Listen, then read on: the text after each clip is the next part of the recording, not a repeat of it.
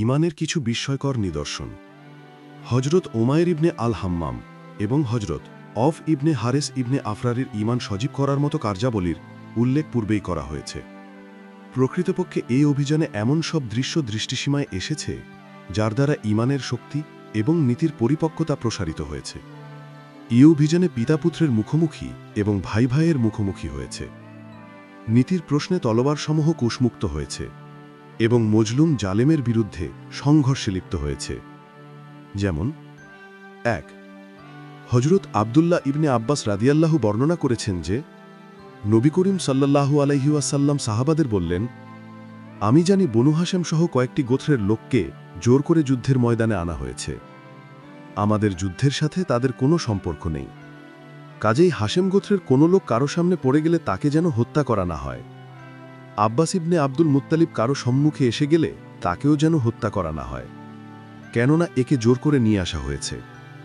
এ কথা শুনে উতবার পুত্র হজরত আবু হুজাইফা রাদিয়াল্লাহু বললেন, আমরা নিজেদের পিতাপুত্র ভাই এবং গোত্রের অন্যান্য লোকদের হত্যা করব আর আব্বাসকে ছেড়ে দেব? আল্লাহর কসম, আব্বাসের সাথে আমার মুখোমুখি সাক্ষাৎ হলে আমি তাকে তলোয়ারের লাগাম পরিধান করাব।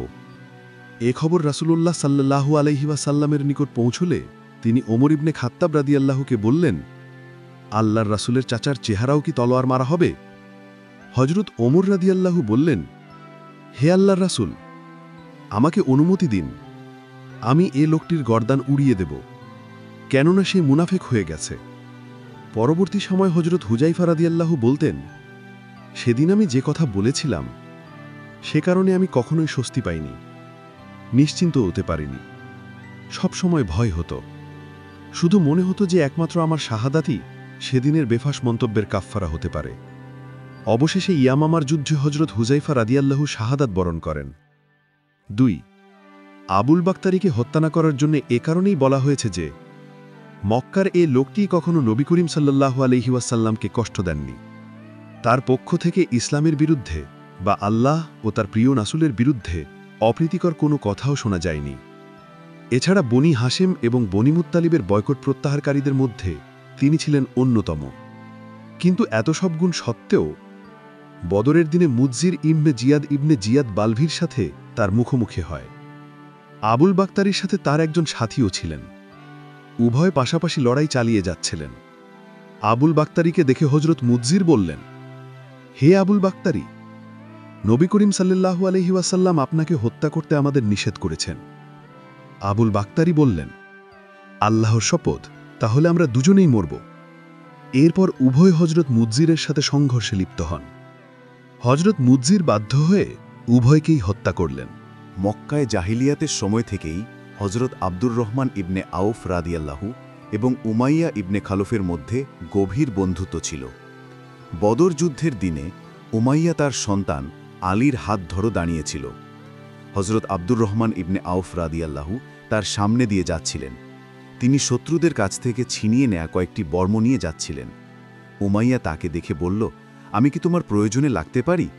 আমি তোমার বর্মগুলোর চেয়ে উত্তম। আজকের মতো দৃশ্য আমি কখনো দেখিনি। তোমাদের কি দুধের প্রয়োজন নেই? অর্থাৎ যে ব্যক্তি আমাকে বন্দী করবে, মুক্তিপণ বা ফিদিয়া হিসাবে আমি তাকে অনেক দুধেল উটনি দেব।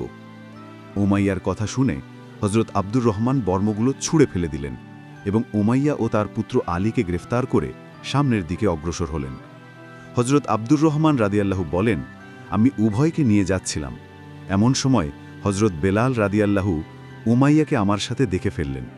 উল্লেখ্য, উমাইয়া হজরত বেলাল রাদিয়াল্লাহুকে মক্কায় ব্যাপকভাবে নির্যাতন করেছিল।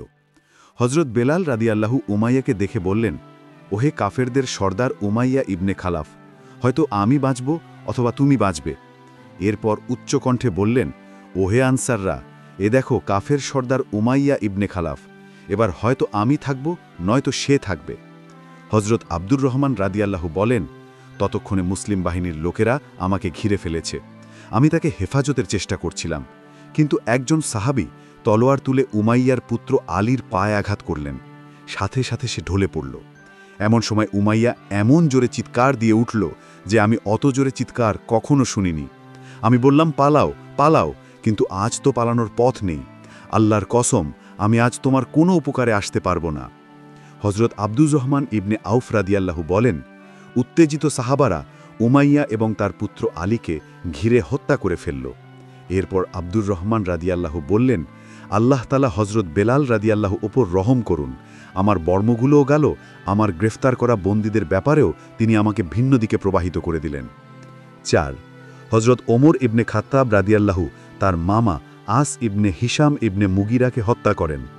5. হজরত আবু বকর সিদ্দিক রাদিয়াল্লাহু তার পুত্র তদানীন্তন মুশরিক আব্দুর রহমানকে ডেকে বললেন, ওরে খবিস, আমার অস্ত্রশস্ত্র কোথায়? আব্দুর রহমান বলল, হাতিয়ার, দ্রুতগামী ঘোড়া আর সেই তলোয়ার ছাড়া কিচ্ছু বাকি নেই। 6.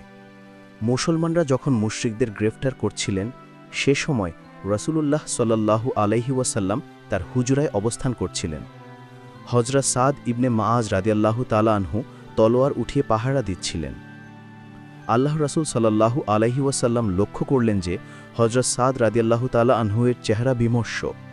তিনি বললেন, সাদ, মুসলমানদের কাজ মনে হয় তোমার পছন্দ নয়? তিনি বললেন, হ্যাঁ হে আল্লাহ রাসূল, মুশরিকদের সাথে এগিয়ে আমাদের প্রথম যুদ্ধ। এ যুদ্ধের সুযোগ আল্লাহ তাআলা দিয়েছেন, কাজে আমি মনে করি মুশরিকদের ছেড়ে না দিয়ে তাদের হত্যা করাই সমীচীন, তাদের নির্মূল করা প্রয়োজন। 7. এ যুদ্ধে হযরত উকাশা ইবনে মুহসিন আসাদির তলোয়ার ভেঙে যায়। তিনি নবী করিম সাল্লাল্লাহু আলাইহি ওয়াসাল্লামের নিকট উপস্থিত হলেন। নবী করিম সাল্লাল্লাহু আলাইহি ওয়াসাল্লাম তাকে এক টুকরো কাষ্ঠখণ্ড দিয়ে বললেন, আকাশা, এটি দিয়ে লড়াই করো। আকাশা সেই কাষ্ঠখণ্ড হাত দিয়ে সোজা করতেই সেটি একটি ধারালো চকচকে তলোয়ারে পরিণত হল। এরপর তিনি সেই তরবারি দিয়েই লড়াই করতে লাগলেন। ইতিমধ্যে মুসলমানরা জয়লাভ করলেন। সেই তলোয়ারের নাম রাখা হলো আউন, অর্থাৎ সাহায্য। সেটি হযরত আকাশার নিকটই ছিল। তিনি বিভিন্ন যুদ্ধে এ তরবারি ব্যবহার করতেন।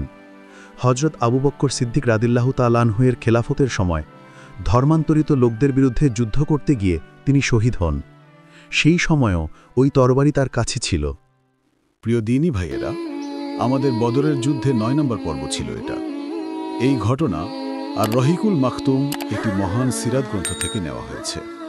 পরবর্তী পর্বগুলো দেখতে আমাদের চ্যানেলে নজর রাখুন।